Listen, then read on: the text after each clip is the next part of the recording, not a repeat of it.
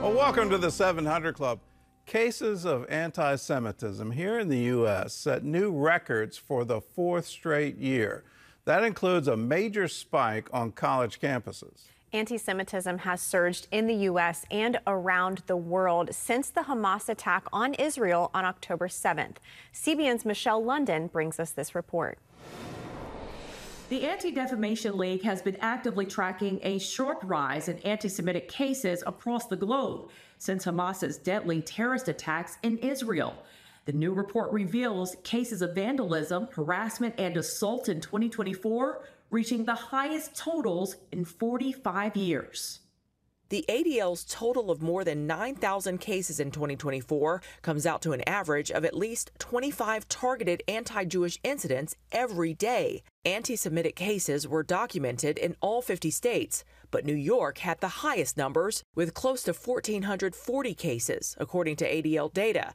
California followed with more than 1,300. And I think this should be alarming to all Americans. Former U.S. Deputy Special Envoy to combat anti-Semitism, Ellie Kohanim, telling CBN News this is part of a broader trend worldwide. Since October 7th, we've seen that there is this pro-Hamas movement that's taken over countries around the globe. On college campuses, these incidents were up 84% at nearly 1,700 reported cases, despite some universities' efforts to combat these challenges. Last month, anti-Israel protesters took over this building at Bernard College. Jewish students struggled to get to class. It's exactly the reason why the Trump administration is taking the actions that it is to deport those who are here, who are breaking the terms of their visas, and also to hold the universities accountable. The report also said 962 cases were linked to anti-Semitic material from white supremacist groups. The report notes true statistics are likely much worse, especially in K-12 schools where bullying and harassment are often underreported. Michelle London, CBN News, Washington. For our country, this is really tragic news that there would be such a huge spike. The FBI has been tracking hate crimes, religious hate crimes, for years now. And you would expect some other groups to be heading the list. You would think that people would be reacting to Muslim terrorists, or they, that would head the list. But no, it's attacks against synagogues. It's attacks against Jewish people. That's the number one and has been for some time. It's absolutely horrific, and there's no other explanation other than the ones that the rabbis give. In every generation, there arises a Haman who wants to destroy the Jewish people. We vowed after the horrors of the Holocaust, we vowed never again. Here we are in our lifetime, and there are active groups trying to wipe Israel off the map, and they are publicly saying, we want to kill every single Jew in Israel. The imams on the West Bank are asking Allah to number them so that they can be murdered. All of this is in our lifetime. We vowed never again. Well, here it is in our generation, and we need to stand with Israel. In other news, the Supreme Court will now decide a key case on parents' rights and religious freedom. John Jessup has that story and more from our CBN News Bureau in Washington. John? Thanks, Gordon. The High Court heard arguments in the case in which parents want to be able to pull their children from classes in the Montgomery County, Maryland School District when books with sexual elements are used. CBN's Tara Mergener brings us the story. The court's ruling will likely set a national precedent and guidelines for what's being taught in America's classrooms and what role parents get to have in these decisions. Now, this is different from sex ed, which typically parents can opt out of. What's happening here is they're weaving these themes into teaching materials for other subjects, just like they would any other stories. While the court dealt with this latest dispute involving religion inside, protesters gathered outside to defend the books in question, while others demanded parental rights. It's all members of the LGBTQ community. I am fighting for all of our religious parents. The controversy began in 2022 after the Montgomery County Board of Education approved a list of LGBTQ storybooks for elementary classrooms. To protect our children from what? From being forced to learn things that might contradict with their religious teachings at home. Parents opposing the district's decision argue their constitutional rights were violated when the school system removed their ability to opt their kids out of LGBTQ-themed lessons. Petitioners deserve complete preliminary relief in a system where thousands of students are daily opted in and out of the class for multiple reasons. Among the books approved as part of the language arts curriculum, My Rainbow, about a black transgender girl, and Uncle Bobby's Wedding, a story about a gay uncle getting married. It's a message that a lot of people who hold on to traditional religious beliefs don't agree with. An attorney representing Montgomery County Schools argued that deciding in favor of the parents would create chaos for public education.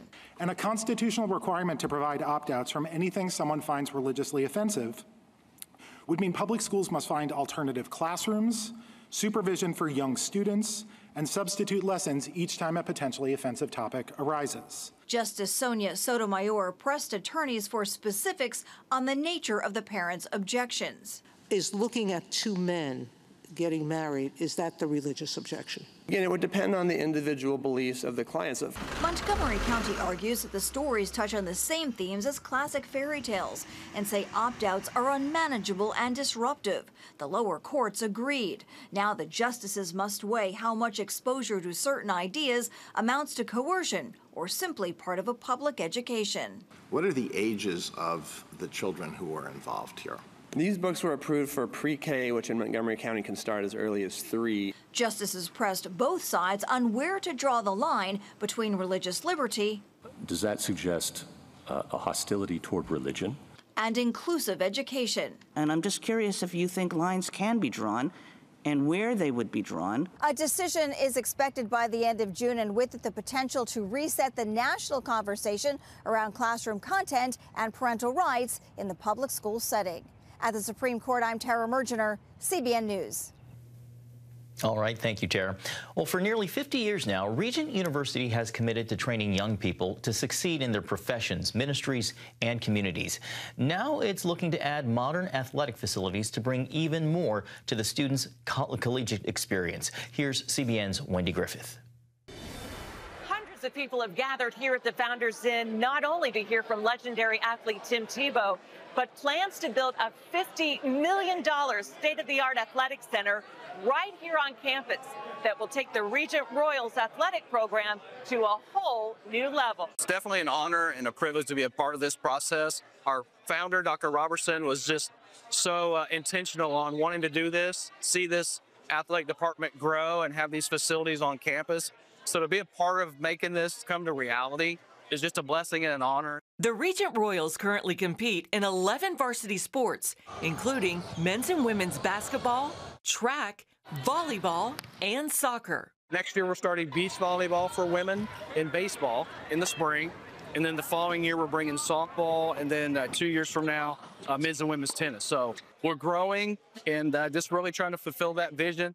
Chancellor Gordon Robertson called the new athletic center a game changer, not just for Regent, but the entire community. It absolutely will be an incredible benefit for every high school, and certainly an incredible benefit as we look to grow our undergraduate on-campus university from 2,000 to 4,000 over the next 5 years. Those attending this special fundraising event also heard an inspiring message from former professional athlete Tim Tebow. Tonight, hopefully we're not here because, hey, we get to build a stadium for a game. No, it's we get to create and invest in the next generation of leaders that are going to influence the world. And hopefully it doesn't end at the world. It ripples into eternity, into heaven. Olympic hopeful Marilee Balentina from the Dutch Caribbean island of Curacao got her start at Regent in a number of sports, including the javelin. I actually have 7 records here on the track and field team at Regent. I would love to compete at the Olympic Games in 2028. For my country specifically, I would definitely need to better my throw right now that I have my current record. And I'm kind of like maybe 6 to 8 years away from that record. And for student athlete Ernest Park, a member of the track team, this expansion means a lot. Seeing all these people who've come out to really put Regent on the map. They're donating, they're doing all this good stuff for us, and it means a lot. The new athletic center should be completed in about 2 years. Wendy Griffith, CBN News, Virginia Beach. I'm sure those 2 years can't come soon enough. An exciting time of growth for Regent University, Gordon. It is. All the way back in 1977, my father was out in California. He was speaking at a divinity school graduation, and as he was praying over a meal, the Lord spoke to him and said, I want you to build a university for my glory. And you look at what has happened in the almost 50 years since that wonderful prayer, that wonderful spoken word over him. Just how far Regent has come in that period of time is absolutely incredible. But I like to say the best is yet to come. Wouldn't it be great to celebrate that 50th anniversary with a brand new sports center for track and field, for soccer, for baseball, softball, volleyball, basketball, all of these wonderful sports right here on campus. You can be a part of this. You can be a part of building it. We hope to break ground by this summer, either July or August, and then it'll be 18 months on the construction process. So you just tick that forward. Now we're in 2027. And what a great way to celebrate 50 years. If you want to be a part of it and contribute to it, we have a lot of naming opportunities. If you want to leave a legacy gift for Regent University and have your name or someone in memory on the building itself in one of the rooms on the sports center, there's an easy way you can do it. You can email advancement.regent.edu. If you just want to give to it, you can call that number, 1-800-335-4409, or you can go to regent.edu/royalsrise, and there's a way you can contribute and be a part of this wonderful athletic center. We're down to just $3 million to hit our goal for the construction, so be a part of it. Join with us and call that number, 1-800-335-4409.